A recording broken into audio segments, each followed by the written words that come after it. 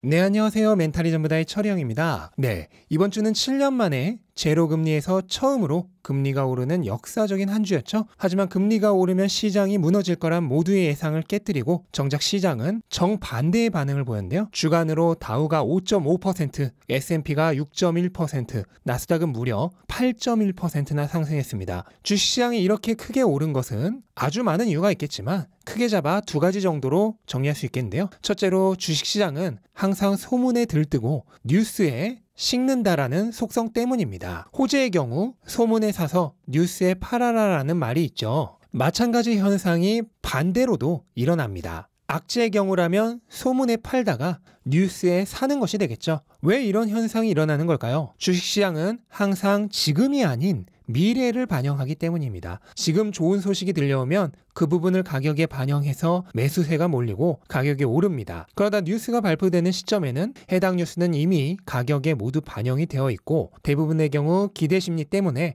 일시적으로 과도하게 가격이 올라가 있는 경우가 많습니다. 그래서 뉴스가 발표되고 화제거리가 사라지고 나면 차익 실현 매물이 나오면서 정작 가격은 내려가는 것이죠. 반대의 경우도 마찬가지입니다. 안 좋은 소식이 들려오면 시장은 그 부분을 가격에 반영해서 매도세가 몰리고 가격이 내립니다. 그러다 뉴스가 발표되는 시점에 해당 소재는 이미 가격에 모두 반영이 되어 있고 대부분의 경우 불안 심리로 일시적인 과매도 현상이 나타나 지나치게 가격이 내려가 있는 경우가 많습니다. 그래서 뉴스가 발표되고 악재가 소멸되고 나면 이제 반대로 저가 매수 수요가 몰리면서 가격이 올라가는 것이죠. 둘째로는 혹시나 하는 불확실성이 사라졌다는 부분입니다. 시장은 연준이 러시아 사태로 인한 경기 침체의 위협을 생각해서 지나치게 공격적인 금리 인상은 하지 못할 거라고 기대하면서도 속으로는 혹시나 하는 마음, 예를 들어 한 번에 0.5%포인트 금리를 올릴 가능성과 같은 최악의 사태를 어느 정도는 염두에 두고 있었습니다. 하지만 연준이 시장이 일반적으로 예상하던 0.25%포인트의 금리 인상과 연내 추가 6번 정도의 금리 인상만을 할 것이라는 결과를 발표하자 만약의 사태라는 불확실성이 사라지면서 상승을 한 것입니다. 시장은 예측 가능한 상황을 좋아합니다. 설사 그게 악재라 하더라도 일관되게 예측 가능한 길이면 급격한 반응을 보이지는 않습니다. 반면 아무리 좋아 보이는 길이라도 불확실하다면 시장은 별로 반기지 않습니다. 이번 주는 이러한 전형적인 주식시장의 두 가지 속성을 보여준 한 주였다고 생각하시면 되겠습니다.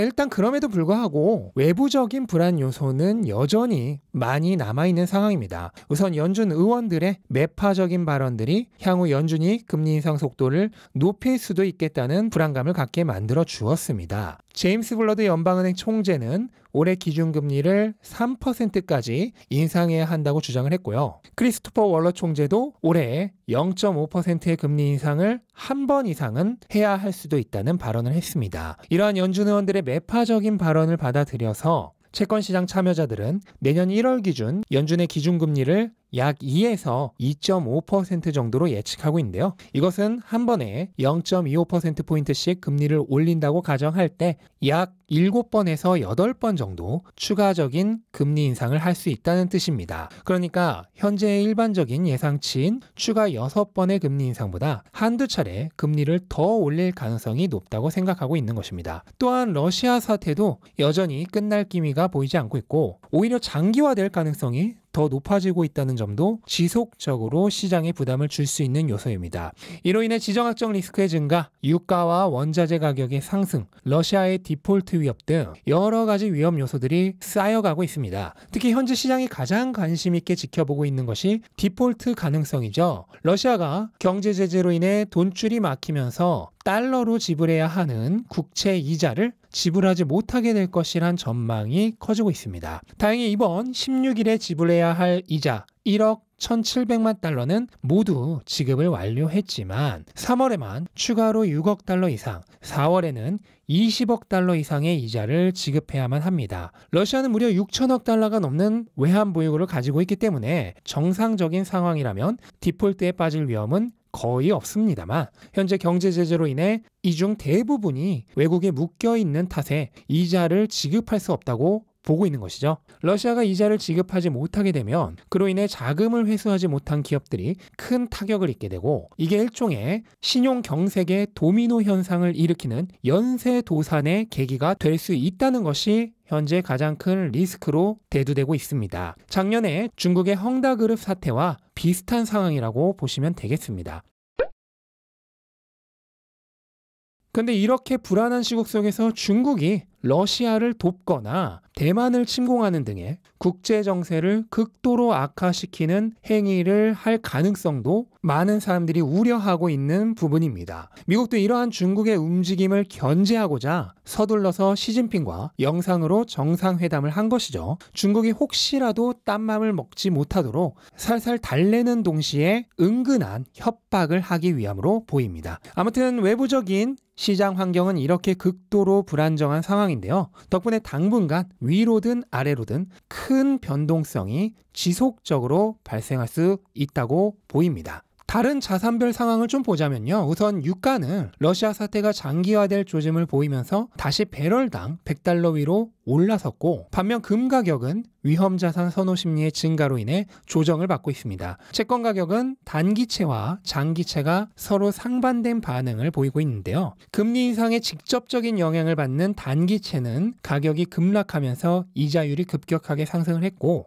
반면 금리 인상의 영향을 상대적으로 덜 받는 장기채는 가격이 일시적으로 급락한 후 안정세를 찾으면서 이자율 역시도 잠잠한 모습을 보였습니다. 이에 따라 2년물 국채와 10년물 국채의 이자율 차이는 2019년 이후 처음으로 역전을 향해 나아가고 있는데요. 단기채와 장기채의 이자율 차이가 좁혀지는 것은 금융시장에 여러 가지 부작용을 초래할 수 있고요. 그 자체로 경기 침체의 지표로도 사용되기 때문에 별로 좋은 현상이 아닙니다. 이에 따라 연준이 단기채 금리를 직접적으로 올릴 수 있는 금리 인상보다는 장기채의 금리가 오르는 데 도움이 되는 양적 긴축에 더 무게를 두어서 긴축 정책을 수행할 가능성도 꽤 높다고 저는 보고 있습니다. 뭐 어떤 방식이 되었건 또 속도가 어떻게 되었건 연준이 현재 10%도 돌파할 것으로 보이는 물가 상승률을 잡기 위해서 향후 2년 정도는 금리를 계속해서 인상해 나갈 가능성이 아주 높습니다. 그리고 매 금리 인상 타이밍마다 이번과 같이 인상 전에 시장이 안 좋은 모습을 보이다 인상 후에 상승하는 패턴이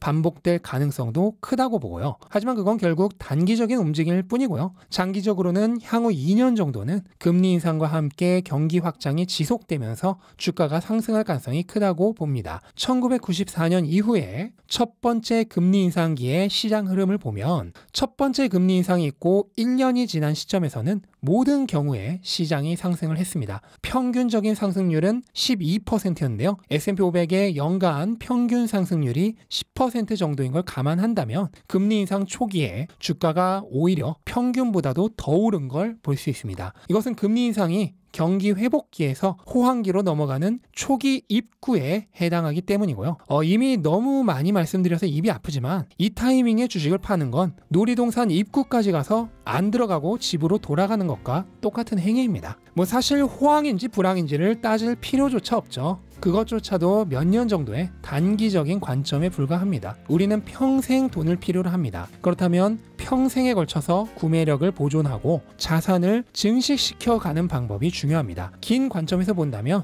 오히려 불황을 통해 수년간 자산의 수량을 크게 늘릴 수 있는 할인 기간이 주어진다면 더 좋은 것입니다. 우리가 해야 할 일은 가격이 내일 오를까? 한 달 후에는 오를까? 1년 후에는 어떻게 될까를 걱정하는 것이 아니라 어떻게 하면 내가 가진 자산의 수량을 더 늘려갈 것인가를 고민하는 일입니다. 이렇게 투자의 타임라인을 평생으로 잡고 지속적으로 자산을 모아간다면 변동성에 일희일비하는 일은 사라지고 시간과 복리의 힘이 우리를 큰 부자로 만들어줄 것입니다. 네, 이것으로 오늘 영상은 마치도록 하겠습니다. 영상 도움되셨다면 구독과 좋아요 부탁드리고 즐거운 주말 보내시기 바랍니다. 감사합니다.